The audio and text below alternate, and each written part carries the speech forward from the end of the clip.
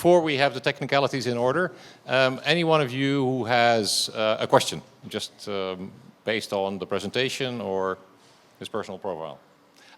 There is a microphone, the guy with the hand there. If you speak into the microphone like this, it's okay, but if it's like this, then it's a lot better, right? So do that. Question.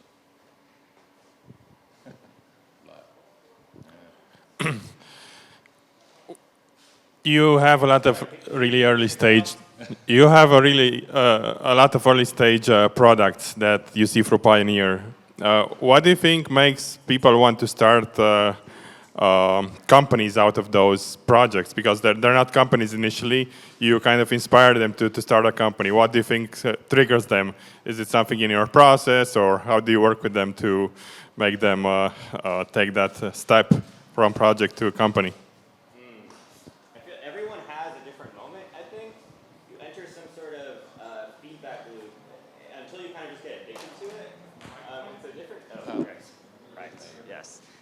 Everyone has. Is this working? Yeah, you need to. Is this working? Yeah. Okay. Everyone has kind of a different path. At some point, while you're building a project, you'll just get addicted to it at some point, and that point it's differently for different people. At Pioneer, for example, we've gotten a lot of feedback that users will kind of start hacking on something. They'll submit their weekly progress update, and they'll get feedback from other users to the effect of, like, wow, this is really cool. I've never seen anything like this before. And for a lot of people, they're not actually working on in communities where they're surrounded by founders. And so simply hearing that from someone else who is a founder ends up being really motivational for them. The trigger is actually, it varies pretty widely, but for a lot of people, it just comes down to the moment where they say, you know what, I just want to take this seriously and give it a shot. And you know, it may only last a week after that, but often it ends up being much more.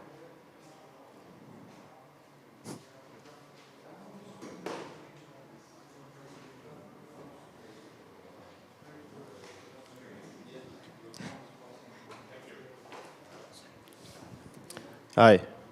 Hi. Your name is Rishi, right? Kyle, is it? Yeah. Hi, good. Kyle. Hey, yeah. I'm Kyle.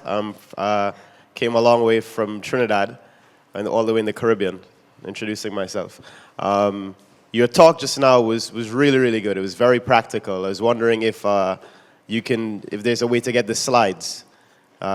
Because I was kind of taking notes, and it was good. Good job. Thank you. Oh, yeah, thank you. Absolutely can send you the slides. I don't have them available online anywhere, but if you just DM me, I can all right, perfect. Thank you. No questions, anybody? No websites? Also, really great talk. I'm Julie, by the way. How did you come up with that advice? Is it just over the time working with a lot of early stage founders through Pioneer? Was it reading online? Like, how did you come up with the advice that you talked about? I think in a lot of conversations with founders, both my co-founder and I take a slightly different approach, which is we both don't love to reiterate a lot of advice that we read that is very good advice, but it's stuff that you can typically read online. Like, we know you should be talking to your users and you should be growing revenue, whatever. Say that as if it's not important. But there's a lot of other stuff at sort of an environmental and ambition level that you experience a lot more with the earliest founders. Like, people just they burn out, they wonder if they're working on the right thing. And so it ends up coming up much more often, the question of, well, are you surrounding yourself with the right people? What else could I be doing to get more motivation to be moving faster? And as a result, we just end up having conversations like these all the time, as opposed to what questions should I ask in a user interview? Nice. I also have a second question. So you had a slide talking about how would I build this if I didn't code. Do you have any advice for founders when they think about, should I code and create this versus using a no-code tool? It's interesting to think about, like, I took this course back in the day, and the person that taught the course was like, oh, you can learn Bubble. But then to a certain extent, they're like, oh, well, it's actually very limited. Maybe it's actually just easier to code it than use a no-code tool. I think the answer ultimately, and I had this other slide that was like, well, you can't predict your idea's path to success. Unfortunately, the one thing that you do kind of need to do is predict what you want to build over the next, like, 6 months. And what you're in most cases doing is buying time until you have a team that can code. Lambda School is actually an interesting exception to this. If you're not familiar, Lambda School is a coding boot camp, I think primarily operating in the US, but I think they have a lot of international people as well who attend their program. Thank you. And they operated entirely no code for a very long time, but they're not building a product that fundamentally requires a lot of software. It's education. They're teaching people how to code. So it kind of depends on the space that you're in, whether or not you need on day one to write code. Thank you. Does that help? Yeah, that's good. Thanks.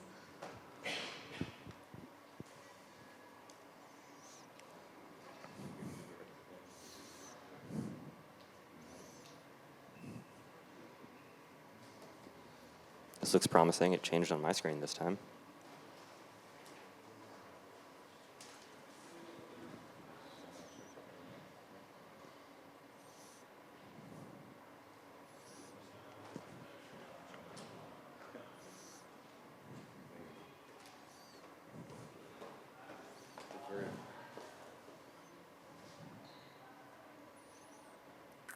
We can.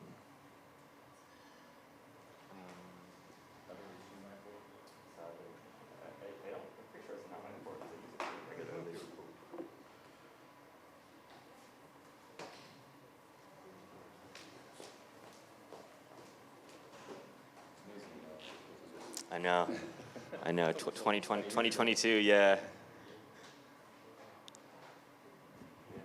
You're reviewing websites?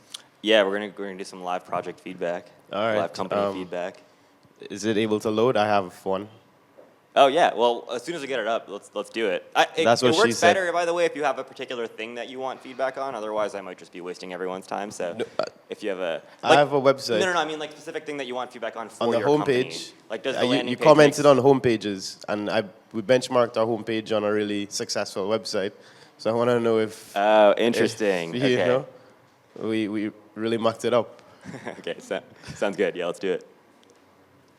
I'm not sure if we're gonna have. Technical difficulties.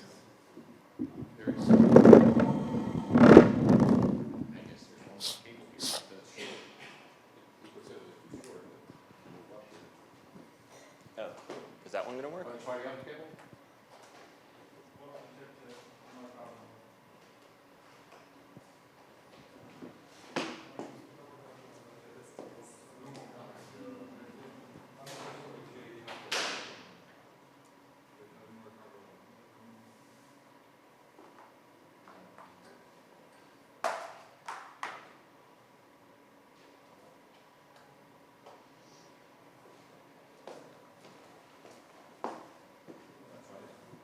Oh yeah. Okay.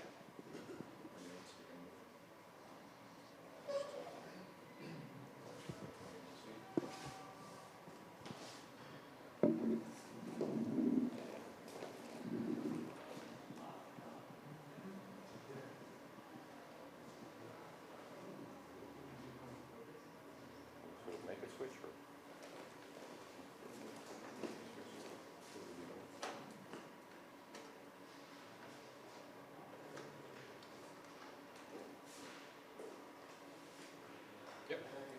Oh, nice.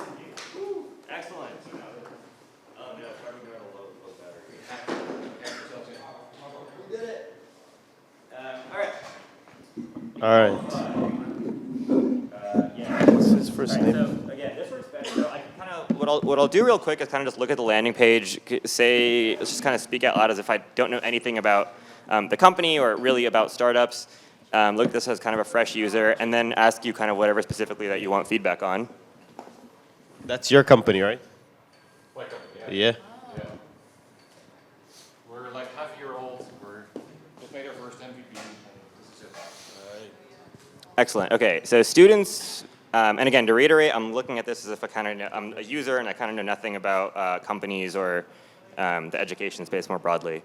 Okay, so students find their favorite tutors. Equalify is designed to make the world a better place by making education easier and more transparent. We make sure that caring professional teachers and interested students find each other so simple, so efficient. Find tutors. Okay, so I'm supposed to be a student as I look at this landing page. It's useful for students, parents, tutors. Here are benefits, it's safe, useful. Okay, a bunch of stuff to kind of just convince me that it's legitimate. Okay, is there anything in particular that you want feedback on, or should I just kind of pretend I'm a user and say what I'm... I would just say pretend that you're a user, and I would like to see, so do you get it? What is it about, and do you get what you need to do? Yeah, so if I'm understanding this correctly, I'm basically looking at a product where as someone who might need help with something in particular, I can find the tutor to match me. I think that's my fault. I think my internet disconnected from your... all right, well, while we're dealing with that, I think the first thing that I'll probably point out is that marketplace landing pages in general have a very difficult problem, which is they're trying to sell to multiple types of user. And so if you're, in this case, you have different people who might land on this page. You might try to convince tutors, parents, and students separately that this is kind of the right thing for them, the right page for them to be on. And so you'll often find kind of multiple approaches. What some marketplaces will do is kind of have a separate landing page, and they'll have targeted ads for certain types of users that'll end up on a landing page. But you still need a place to kind of sell, I think, your most important user, like the one that you kind of have to pick a side that you need to focus on. Because if I'm a tutor, for example, and I land on this page, and I see a platform that looks really convincing to students, where I believe that, oh wow, students are going to be on here looking for tutors, I'm going to probably more naturally think, yeah, you know what, I kind of want to be a tutor on this platform. So if I were you, I'd probably focus very specifically, like triple down on making this a landing page that's very convincing for students. Yeah, so that's why you have students finding their favorite tutors. Now, I would probably double down on that much more elsewhere. So I guess, do you have any, I guess, what is your MVP right now? What kind of traction do you have? We have about 130 users, but they're not sort of transacting over the platform yet. We've just, for a few weeks, we started gathering tutors. We uploaded the sell side first before we sort of engaged the buy side. Yeah, what I might do in your position is actually just figure out that part first and like not worry about the landing page for a couple of weeks. Just go get a bunch of sessions happening and develop like your testimonials, your traction, and that stuff will kind of make this much more engaging. So if I see students find their favorite tutors, kind of the next section that I honestly might expect to see here is like a list of sample tutors, testimonials.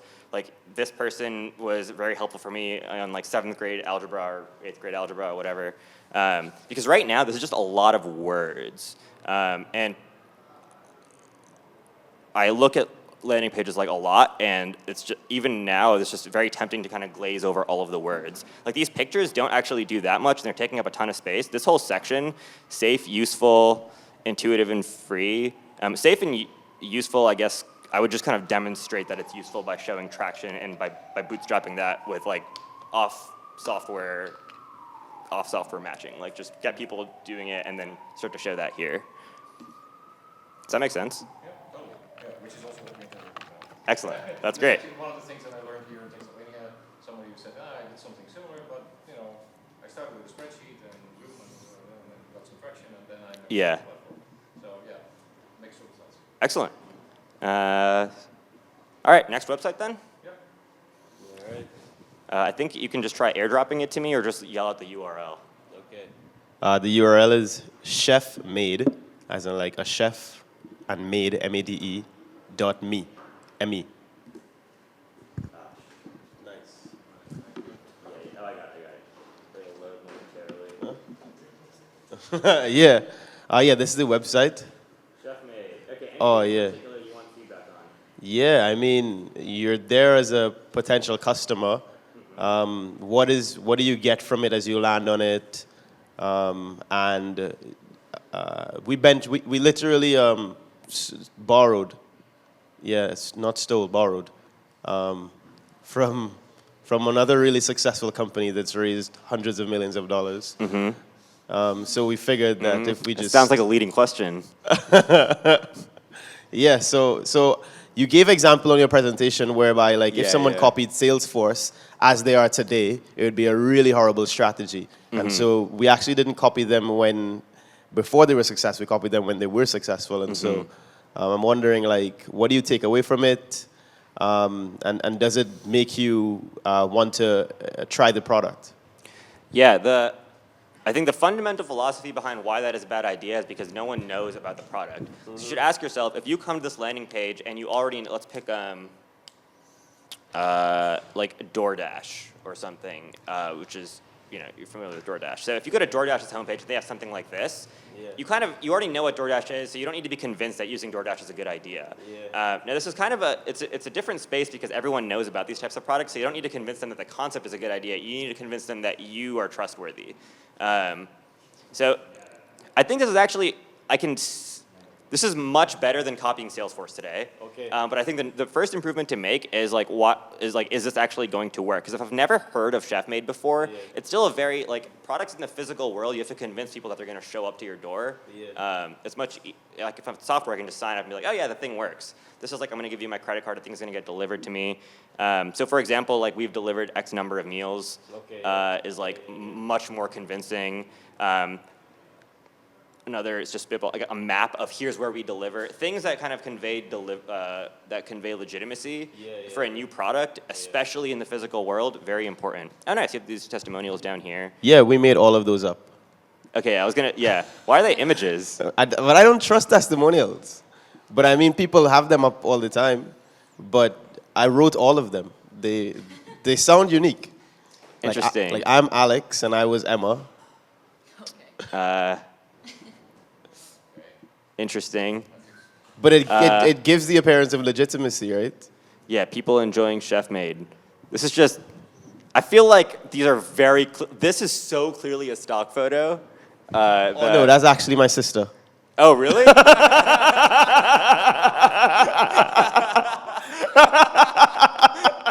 That's so funny. I feel like the posing of like the Netflix, that's very...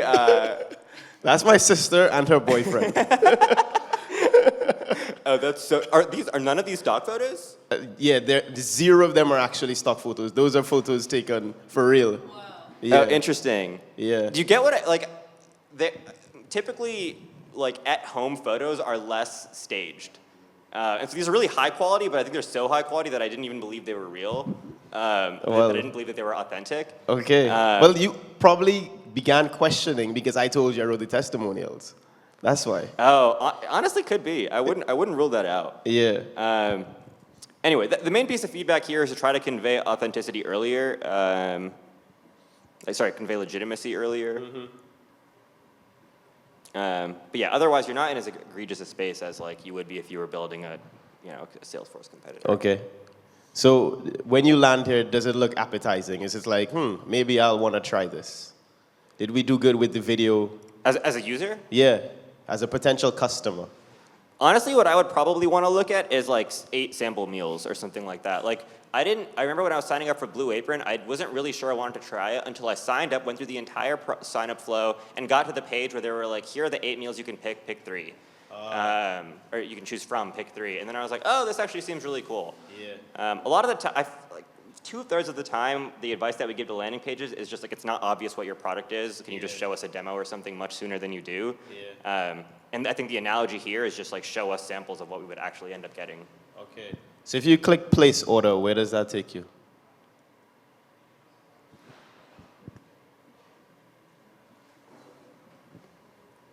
I see you have to select a meal plan. Yeah. I select this plan. All right. Yeah.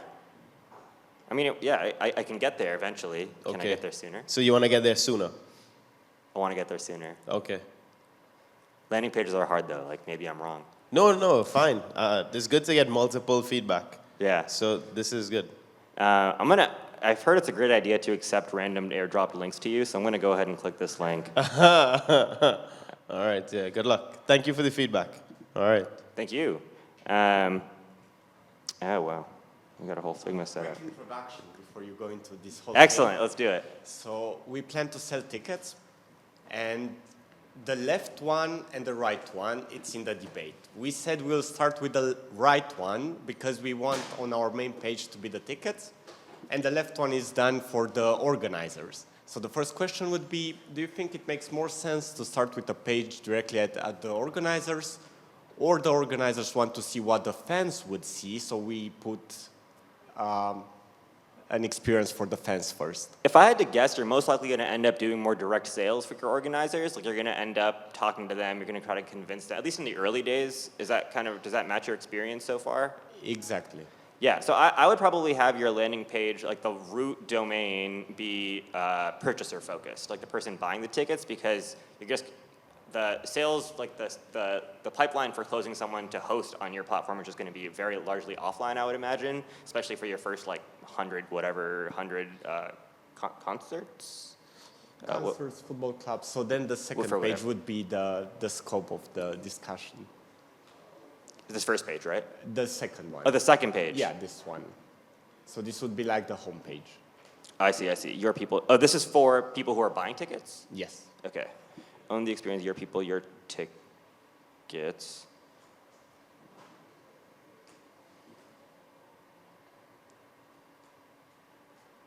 One thing I'm just going to point out real quick is a lot of websites that are building on Web3 mention blockchain, NFTs, something in their like hero text, and unless you're very sure that your audience is like that, the usage of that copy is going to be really important, I think it's probably mostly the case that it's not the most important thing to mention. There's like something else that like using blockchain will enable, like, there's a number of things you could be mentioning. Usually I would emphasize those things first and somewhere down the page mention like it's built on blockchain or however Web3 is a part of it. But again, it depends on your users, how tech savvy they are, if that's going to be something that really matters to them. Own the experience, your people, your tickets. So if I'm buying tickets to something,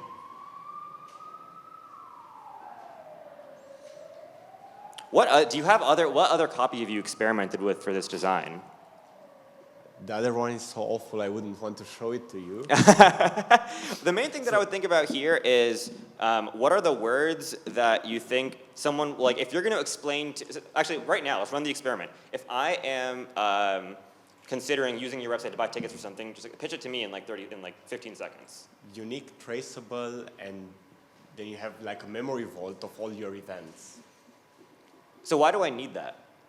Mainly because of the secondary market, you won't get scalped and you'll have reasonable prices. I see. So buy tickets from other people at reasonable prices without worrying about fraud. Exactly. We guarantee that when you get at the gate, your ticket would be authentic. Okay. So I would try to take something along those lines, basically those words that I just mentioned, buying tickets without fraud, better prices, guaranteed authenticity. Try to like trim that down to like 8 words or 6 words and have that be the hero and more descriptive text underneath it. Because own the experience, your people, your tickets does not communicate any of what you just said to me. On design in particular, by the way, I have much less design feedback. I'm no designer. Julie, actually, if you want to come up and give some design feedback, you should feel welcome to. But I'm like on copy and that kind of stuff. I have much more feedback. But since we're in a Figma doc right now, Julie, anything to add? I would say a really good way to get feedback is who is that end user, and if you're able to recruit and have them walk through it, they'll be able to give a lot of good feedback. And also doing user interviews, just asking what is your current process today, what are your pain points with anything associated with tickets, and they're like, oh, I hate this, then it can inspire the copy. Like you're like, oh, I hate this part of tickets, and then you can say like, we don't do this, we do the opposite. And that can be a really good way to source the copy by real folks. Awesome. Thanks. So direct user feedback. Direct user feedback. It's almost the best one because the end audience you're trying to target, that's like real feedback from them. Awesome. Thanks.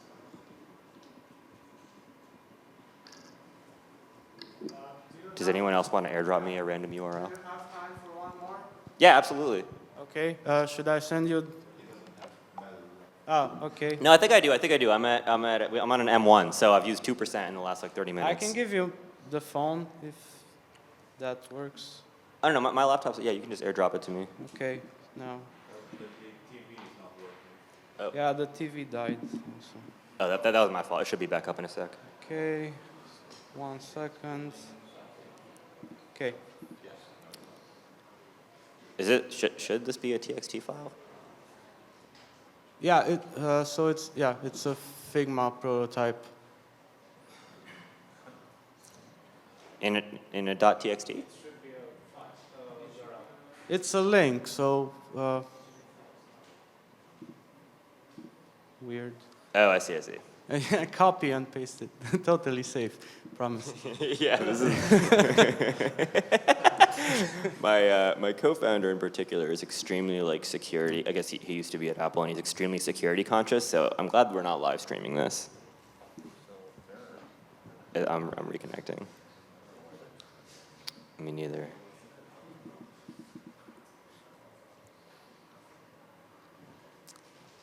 So it's intended to be a mobile app. The copy is in Romanian because it addresses the Romanian market.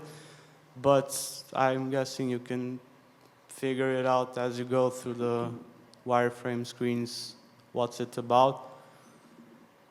Okay. Can you give me the? So you went through everything. Yeah, can you give me a quick one-liner in English? Yeah, so it's intended to be a network of smart bike parkings, and secure. That's the whole point. So you have them scattered all around through, for example, Cluj here, and you can see them on the map, and they have a special lock, so you unlock them through the mobile app and access. Like each marker there tells you what's the availability for each spot. Yep. And you can, for example, book it, and once you're near the marker, like the real location, you can unlock the door and you can place your bike there. So that's kind of it. And it also has like a feature for gamification, but that's just work in progress. The whole purpose is to incentivize Romanian people to get off their asses and out of the cars and go bike. So to stimulate, basically. I see. Okay, so basically your thesis is kind of there are bike share programs that exist. Are there already? There are a couple here, but they have their own bikes that you have to, and you need an RFID card to carry with you. This is more of you can bring your own bike and you can park it anywhere. You don't have to take your lock, because we handle that. We lock your bike like automatically. And who do you own the bikes? No. It's everyone's own Yeah, bikes. everybody who owns a bike. So the main reason Romanian people don't bike is because their bikes get stolen, because there is no feeling of secureness around here. So this is like to provide a secure spot where you can't unlock it only with authentication, and yeah. I see. Yeah, so that's the main. Okay.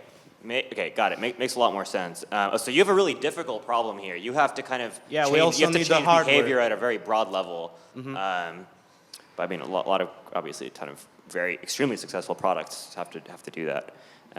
Okay, is there anything in particular you want feedback on? What do you think about like the whole idea flow? I don't know. We try to keep it as simple as possible. Whatever. Yeah, on this one, I'll actually go with the meta answer that Julie gave, which is you'll get a lot more. I think you should just have users just go through this and see where they're having trouble. My mind right now is actually just going to a lot of other problems rather than the sign-up flow, like how you get people to download the app, like how you're going to work on distribution. I imagine you already have the locks built, and that's like a separate problem of getting people to convincing people that they should get these locks installed. How are you working on that? Well, this will be up to the municipality mostly. So so you're going to sell to the government? Yeah, either that or on private firms. Like they have a parking, for example, and we could add one there, for example. So that's another use case. And I don't know, maybe it's a IT tech firm and they all like to ride, and it's good for the employees to ride their bikes, but they don't have anywhere to leave it, or they have just like a simple metal thing they can tie their bikes to. This is like to normalize and to make it more secure. Yeah, I see. Are you kind of, imagine you have lots of active like sales conversations, you're talking to the government, private companies. We're in open discussions now with Julius, which is like the biggest mall entity in Romania. So it has like the biggest malls here, which is great because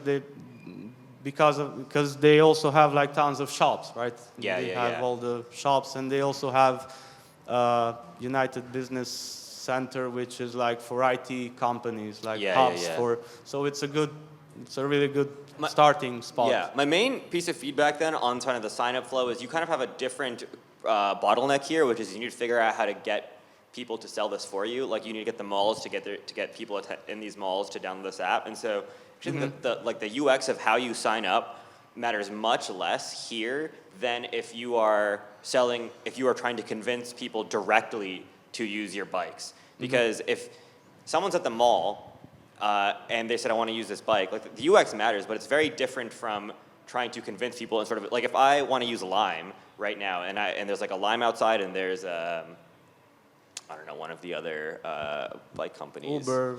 Yeah, yeah. like it's a very different problem from I'm at the mall and the mall is telling me like I have these options to use bikes and the only way I can use this by downloading this app. The whole experience, the like difference in likelihood of me actually engaging with your app based on a much better onboarding flow versus a much worse is there, but it's not nearly as significant in terms of your prioritization right now to figure out how to get the malls and whoever to start doing it. So I actually wouldn't really worry if I were you too much about this flow right now.